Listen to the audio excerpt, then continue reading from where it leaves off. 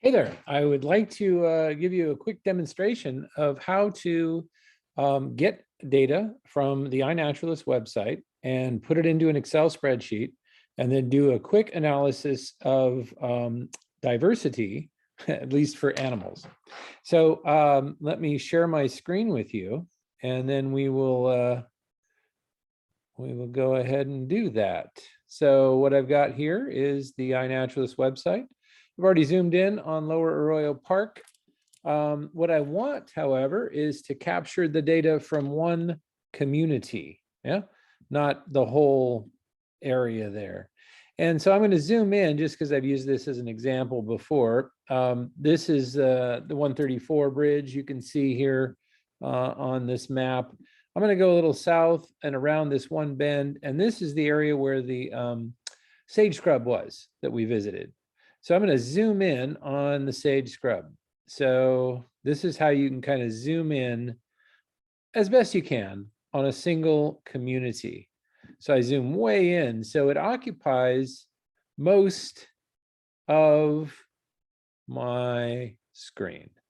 So I've zoomed in now where I'm pretty sure everything on there is the sage scrub.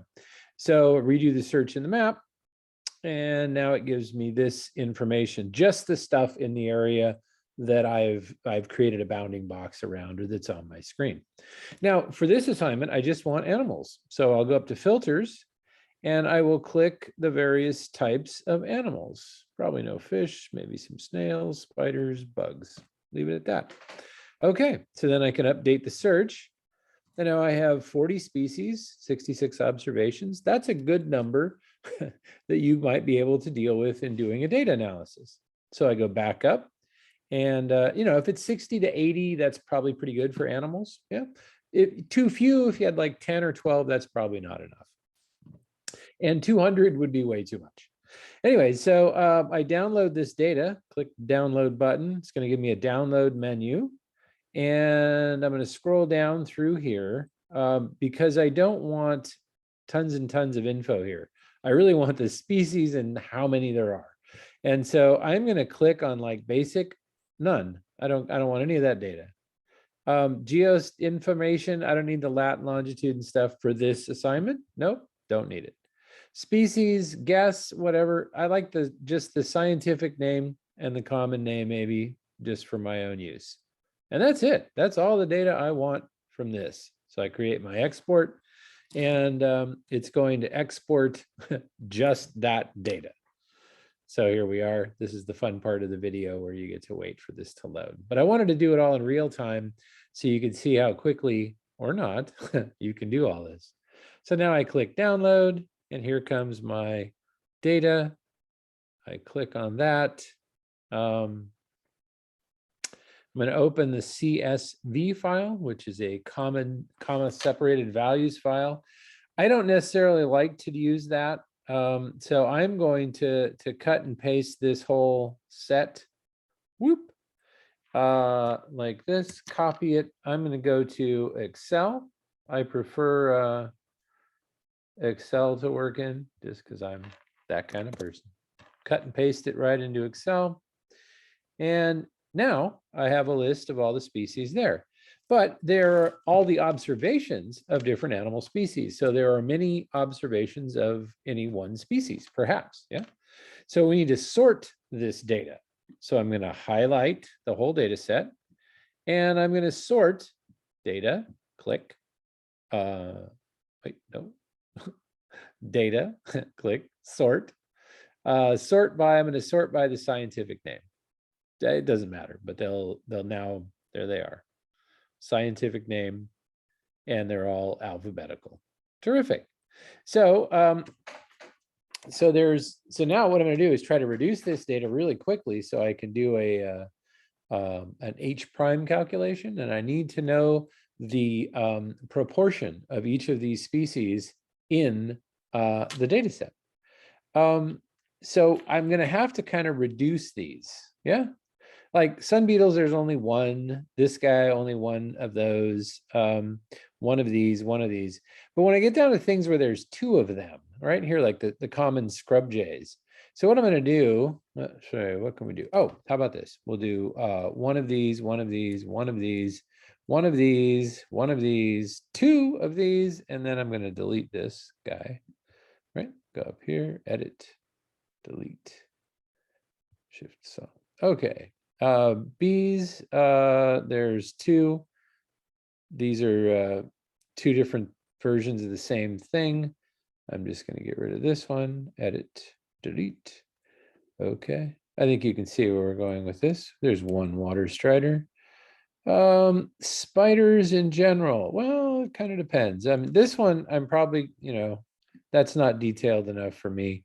You could use it as a spider example. That would be okay if you wanted. I'm just going to leave it out. We have a yellow garden spider as an example. Once again, birds, probably that's too general. I'm not going to really bother with that. Brant geese, or yeah, black geese, one of those. This hawk, that hawk, that hawk. Two coyotes, so I'm going to delete one of those coyotes there. Right, shift cells up. And you kind of see how this is going, right? So woolly darkling beetle, there's 4 of those. I'll get rid of these. Now, there are other ways to do this. In fact, those of you that are really good with Excel are already probably pulling your hair out going, oh my God, this guy's a nut. What's he doing all this stuff for?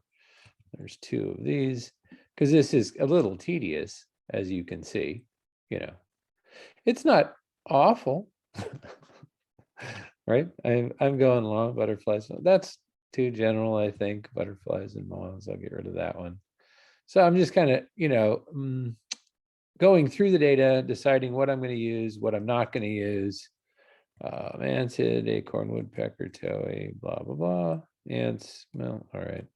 There's a couple different ants there. But, we're going to see that in just a moment. When we get down to the harvester ants, there's a bunch. 1, 2, 3, 4, 5, 6, 7, 8. There's 8 of those. Get rid of some of these ants. Oh, actually, there's more. 8, 9, 10, 11. I'm guessing there's 11. You wouldn't have to do this, but I'm thinking these guys are all the same. Now, I may be wrong, but I think I'm going to count them as all the same. You can make any decision you want. You can use them separate or you can keep them, but you want to try to reduce the number of species that are duplicated. Rodents, too general. Grasshopper, fox, squirrel, hummingbirds, house wrens, kingbirds, gray fox, painted ladies, there's 2. Okay. So this is a brief selection of like doing this process. And now I want to know up here, move my head. I'm going to get the total, right? No, not that. No, not that cell. The sum of all of these. Yeah. So we get the sum. There's 61. Now, alert. No, that's fine. 61. Okay. So now what I'm going to do is go into here and I'm going to set up an equation that says this number, what I want in this cell is this number divided by 61. And these are the piece of by values for each species. So now I just go through, cut and paste that function all the way down, boom, boom, boom, boom, like this.